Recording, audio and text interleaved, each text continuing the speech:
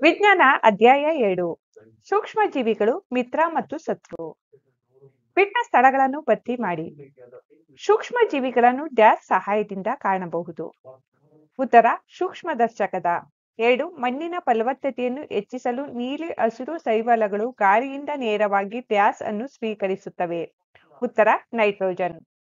3 alcohol ಅನ್ನು dash ಸಹಾಯದಿಂದ ಉತ್ಪಾದಿಸಲಾಗುತ್ತದೆ. ಉತ್ತರ ಈಸ್ಟ್. 4 ಕಾಲರಾ ರೋಗವು ಡ್ಯಾಶ್ ದಿಂದ ಉಂಟಾಗುತ್ತದೆ. ಉತ್ತರ ಬ್ಯಾಕ್ಟೀರಿಯಾ.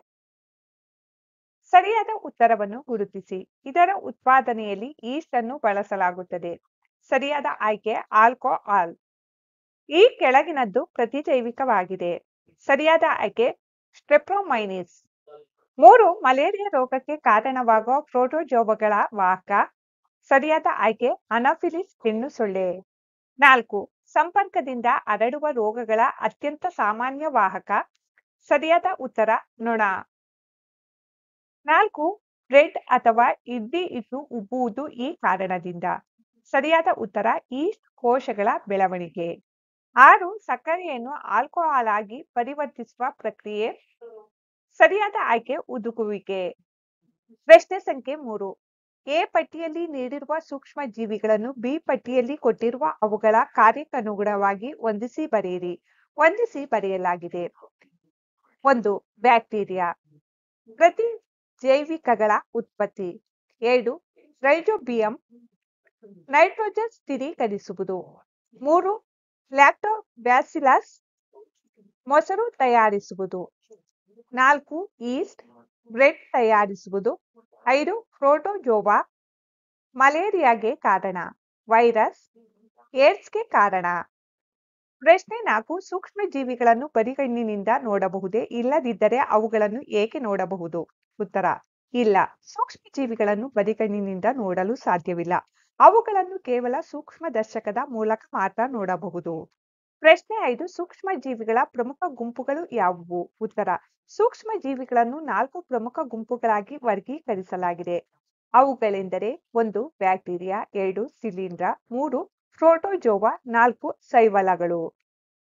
ಪ್ರಶ್ನೆ 6 ಮಣ್ಣಿನಲ್ಲಿ ವಾತಾವರಣದ ನೈಟ್ರೋಜನ್ ಅನ್ನು ಸ್ಥಿರೀಕರಿಸುವ ಸೂಕ್ಷ್ಮ ಜೀವಿಗಳನ್ನು ಹೆಸರಿಸಿ. ಉತ್ತರ ರೈಜೋಬಿಯಂ ಮತ್ತು ಕೆಲವು ನೀಲಿ ಹಸಿರು ಶೈವಾಲಗಳು ಮಣ್ಣಿನಲ್ಲಿ ವಾತಾವರಣದ ನೈಟ್ರೋಜನ್ ಅನ್ನು ಸ್ಥಿರೀಕರಿಸುವ ಸೂಕ್ಷ್ಮ ಜೀವಿಗಳಾಗಿವೆ.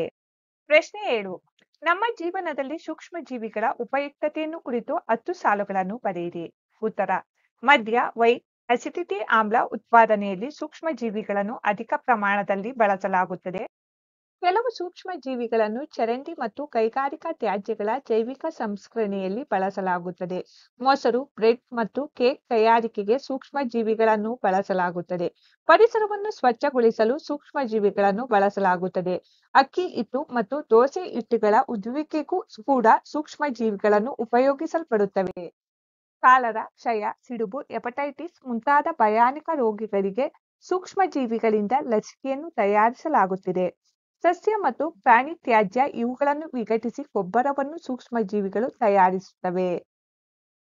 ಪ್ರಶ್ನೆ 8 ಸೂಕ್ಷ್ಮ ಜೀವಿಗಳಿಂದ ಉಂಟಾಗುವ ಹಾನಿಗಳ ಕುರಿತು ಸಂಕ್ಷಿಪ್ತ ಟಿಪ್ಪಣಿ ಬರೆಯಿರಿ. ಉತ್ತರ ಹಲವಾರು ಸೂಕ್ಷ್ಮ ಜೀವಿಗಳು ಮಾನವರಲ್ಲಿ ಮತ್ತು ಸಸ್ಯಗಳಲ್ಲಿ ರೋಗಗಳನ್ನು ಉಂಟು ಮಾಡುವುದಲ್ಲದೆ ಇತರ ಪ್ರಾಣಿಗಳಲ್ಲೂ ರೋಗಗಳನ್ನು ಉಂಟು ಮಾಡುತ್ತವೆ. ಉದಾಹರಣೆಗೆ ಆಥ್ರಾಕ್ಸ್ ಇದೊಂದು ಬ್ಯಾಕ್ಟೀರಿಯಾದಿಂದ ಉಂಟಾಗುವ ಮಾನವ ಮತ್ತು ಜಾನುವಾರುಗಳಿಗೆ ತಗುಲುವ ಭಯಾನಕ ರೋಗವಾಗಿದೆ. ಜಾನುವಾರುಗಳಿಗೆ ತಗುಲುವ ಕಾಲು ಮತ್ತು ಬಾಯಿ ರೋಗವು ಒಂದು ವೈರಸ್ನಿಂದ ಉಂಟಾಗುತ್ತದೆ. ಹಲವಾರು ಸೂಕ್ಷ್ಮ ಜೀವಿಗಳು ಗೋಧಿ, ಭತ್ತ, ಆಲೂಗಡ್ಡೆ, ಕಬ್ಬು, ಕಿತ್ತಳೆ, ಸೇಬು ಮತ್ತು ಇತರೆ ಸಸ್ಯಗಳಲ್ಲಿ ರೋಗಗಳನ್ನು ಉಂಟು ಮಾಡುತ್ತವೆ. ರೋಗಗಳು ಬೆಳೆಗಳ ಇಳುವರಿಯನ್ನು ಕುಂಠಿತಗೊಳಿಸುತ್ತವೆ. ನಮ್ಮ ಆಹಾರದ ಮೇಲೆ ಬೆಳೆಯುವ ಸೂಕ್ಷ್ಮ ಜೀವಿಗಳು ಕೆಲವೊಮ್ಮೆ ವಿಷಕಾರಿ ಪದಾರ್ಥಗಳನ್ನು ಉತ್ಪಾದಿಸುತ್ತವೆ. ಇವುಗಳು ಆಹಾರವನ್ನು ವಿಷಯುಕ್ತವಾಗಿ ಮಾಡುವುದರ ಮೂಲಕ ಗಂಭೀರವಾದ ಕಾಯಿಲೆಯನ್ನು ಹಾಗೂ ಸಾವನ್ನು ಕೂಡ ಉಂಟು ಮಾಡುತ್ತವೆ. ಪ್ರಶ್ನೆ 9 ಪ್ರತಿಜೈವಿಕಗಳು ಎಂದರೇನು? ಪ್ರತಿಜೈವಿಕಗಳನ್ನು ತೆಗೆದುಕೊಳ್ಳುವಾಗ ಯಾವ ಮುನ್ನೆಚ್ಚರಿಕೆಗಳನ್ನು ತೆಗೆದುಕೊಳ್ಳಬೇಕು? ಉತ್ತರ ಕೆಲವು ರೋಗಕಾರಕ ಸೂಕ್ಷ್ಮ ಜೀವಿಗಳನ್ನು ಕೊಲ್ಲಲು ಮತ್ತು ಅವುಗಳ ಬೆಳವಣಿಗೆಗಳನ್ನು ನಿಲ್ಲಿಸಲು ಕೆಲವು ಸೂಕ್ಷ್ಮ ಜೀವಿಗಳಿಂದಲೇ ತಯಾರಾದ ಔಷಧಿಗಳನ್ನು ಪ್ರತಿಜೈವಿಕಗಳೆಂದು ಕರೆಯಲಾಗುತ್ತದೆ. ಪ್ರತಿಜೈವಿಕಗಳನ್ನು ತೆಗೆದುಕೊಳ್ಳುವಾಗ ತೆಗೆದುಕೊಳ್ಳಬೇಕಾದ ಕೆಲವು ಮುನ್ನೆಚ್ಚರಿಕೆಗಳು. ಪ್ರತಿ ಜೈವಿಕಗಳನ್ನು ಕೇವಲ ಮಾನ್ಯತೆ ಪಡೆದ ಅರ್ಹ ವೈದ್ಯರ ಮೇಲ್ವಿಚಾರಣೆಯಲ್ಲಿ ಮಾತ್ರ ತೆಗೆದುಕೊಳ್ಳಬೇಕು. ಪ್ರತಿ ಜೈವಿಕಗಳನ್ನು ತೆಗೆದುಕೊಳ್ಳಲು ವೈದ್ಯರು ತಿಳಿಸಿರುವ ಪ್ರಮಾಣ ಮತ್ತು ಅವಧಿಯನ್ನು ಪೂರ್ಣಗೊಳಿಸಬೇಕು. ಪ್ರತಿ ಜೈವಿಕಗಳನ್ನು ಸರಿಯಾದ ಸಮಯ ಮತ್ತು ಪ್ರಮಾಣದಲ್ಲಿ ತೆಗೆದುಕೊಳ್ಳಬೇಕು. ಇಲ್ಲವಾದರೆ ಆರೋಗ್ಯದ ಮೇಲೆ ದುಷ್ಪರಿಣಾಮ ಉಂಟಾಗಬಹುದು, ಜೀವಹಾನಿಯೂ ಉಂಟಾಗಬಹುದು. ಮಕ್ಕಳೇ, ಈ ನೋಟ್ಸ್ನಲ್ಲಿ ಯಾವುದಾದರೂ ತಪ್ಪುಗಳಿದ್ದರೆ ಕಮೆಂಟ್ಸ್ ಬಾಕ್ಸ್ನಲ್ಲಿ ತಿಳಿಸಿ.